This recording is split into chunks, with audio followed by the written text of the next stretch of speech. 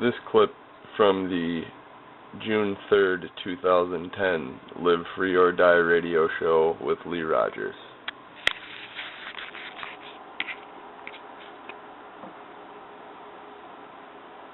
West, Derek, how you doing tonight? You got a place at the Denver International Airport, and I guess they're nicknaming it Lucifer, Death, at that airport. Very, very strange stuff indeed. All right, let's go to Derek in the Midwest. Derek, how you doing tonight? Not bad, not bad. Always good to be on your show talking to you, engaging in intellectual conversation with somebody who can actually respond intelligently. Oh, Going yeah. through my day here, it's been a trial of nonsense, so this is nice. No, I believe me, I understand. I mean, they're unfortunately, in my interaction with people on a day-to-day basis, I can't talk about this stuff to a lot of people because they'll look at you like you're nuts. They don't have the level of understanding to even contemplate the basics of what we're talking about here. They just, they think that people like us come from some other dimension or something. It's very weird. Yeah, very weird indeed. Actually out the other night, and this is just a quick story about how their programs and modes of control are definitely working, and this was living proof. I was engaged in a conversation with one of my buddies, and we were out at a social event locally, and there was a group of girls who were definitely college students. All of them were, I don't know what they were in school for, but they all attended the same university. Yep. So these are, people you would think would at least have some sort of knowledge, or if not, more knowledge, at least, have been taught by this point. You're in college. You should know how to critically think and, break things down and how to respond to intelligent arguments and statements and not have to use tactics like building up straw men or other nonsense. But so I overhear one of them talking about how Obama is so great and how, oh man, he's so well spoken and he's attractive. And I was like, really, those are the first two things that you notice about our president is that he speaks well and that he's attractive. Number one, like aside from that, calling somebody well-spoken who's the president, I mean, he's not George W. Bush, who I actually like how you addressed it earlier. I think that was half of an act. I mean, I don't think he's any super genius, but I really do think that they purposely made George W. out to be even a bigger moron than he actually is. And I think they did that so things like 9/11 could be played off as incompetence. And I think that helped Michael Moore, his agent, film along. Fahrenheit, there are rumors he's making a sequel to Fahrenheit, which I don't know what the hell that's about. What's he going to do with it? I mean, other than I can't picture him. The only thing I could picture Michael Moore doing out of that would be like maybe interviewing some victims' families or smearing 9/11 truth. Those are the only two angles I could really see him attacking 9/11 from, unless he's going to like interview Glenn Beck for an hour and a half about 9/12. But, wouldn't that be interesting? Anyway. Well, yeah, I mean, Michael Moore, I saw his film Capitalism, A Love Story. Piss-poor film. Absolutely horrendous. Awful, awful film. I mean, the film that I put together, it just blows it away. I'm not even kidding. I'm not trying to promote my film or anything like that, but literally, here's a man that probably has a multi-million-dollar budget, and the film they put together was absolute garbage as far as I'm concerned. So I have very little respect for Michael Moore. But I'm afraid you're right. I think any sort of Fahrenheit 9/11 Part 2 is just going to be more garbage.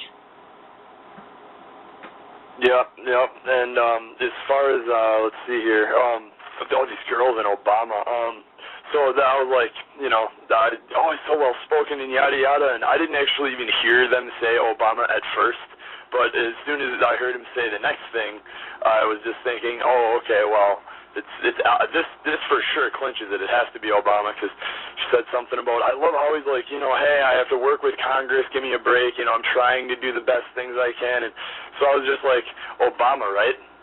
And she looks up at me and she's like, yeah, Obama. She's like, he's actually trying things done, and yeah, I was like, well, I think it's personally funny that, we actually still have people that believe we have elected officials, and she's like, what? And then her friend looks at me, and before I could even start to explain what I meant by that, because she obviously was confused, she was like, what? Like, what do you mean you don't think we have elected officials? Like, she had no idea even where I was going to go.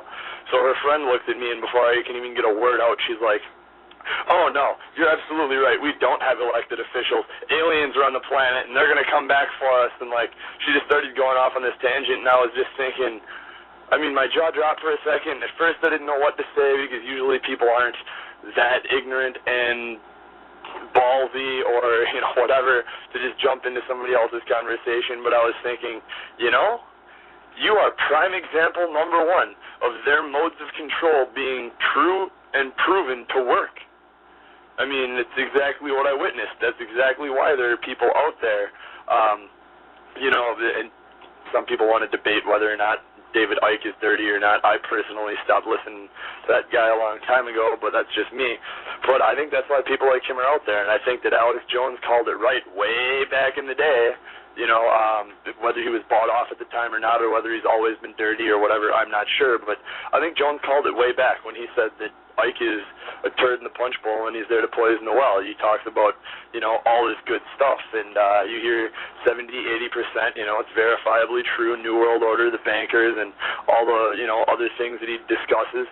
Perfectly good information. Then he can't prove whatsoever, and odd sources that only he has that nobody can possibly verify because he's a dude from a cave in Africa or just other, you know, weird things. But I think that's why, you know, those people are there, and I think that that's exactly why. I think they won that one. They did their job with her, and it's real unfortunate. Well, I tell you what, you know, you're 100% right as to how these people are able to use psychology and all sorts of propaganda tactics that largely appear to have come from the book of Propaganda by Edward Bernays. A lot of the type of stuff that you see from Bernays in that book is largely in practice today in the media, in advertising, and in public relations. And they're absolutely doing a very good job on the population because people just don't have any critical thinking skills anymore. They just can't rationalize that, hey, well, both parties are controlled. Hey, the monetary system is a fraud. They can't rationalize that these pieces of paper that they trade around and buy goods and services with have no value. They can't rationalize these things. And largely that's due to the effective nature of the propaganda that these people have put into place.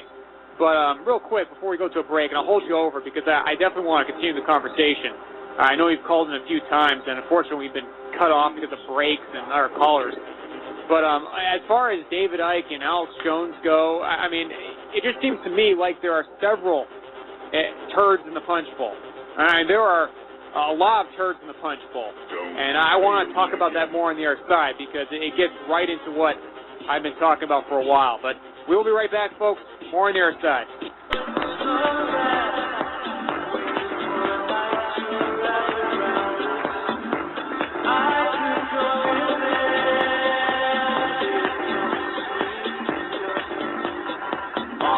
The show. Thank you again for tuning in.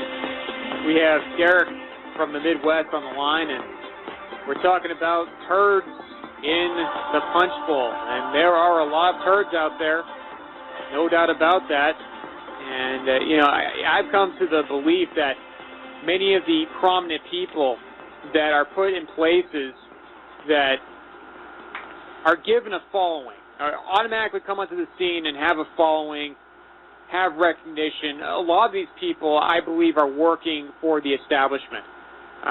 That's just what I believe based upon what I've seen from a lot of these people. There always seems to be something questionable or something suspect about almost everybody who has any sort of prominence in this type of media. And do you agree, Derek? Because that's what I've seen. Yeah, I would definitely agree with that. And I would say that there are many turds in the punch bowl, and I would say that since they realized, you know, number one, how effective they can be, and even more, number two, actually, how effective they need to be, and how much more they need to get done, and how many people are waking up, and how many they need to herd in these different directions. I think another thing that they're doing is they're just keep, you know, they keep filling the punch bowl. with his nonsense, quote-unquote patriot fecal matter.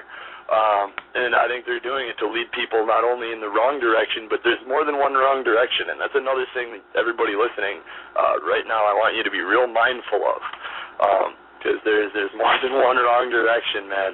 They have people set up. It's called controlled opposition for a reason, and if you don't think they have controlled opposition not only in the mainstream media but also probably even more so in the alternative media, I mean, think about it.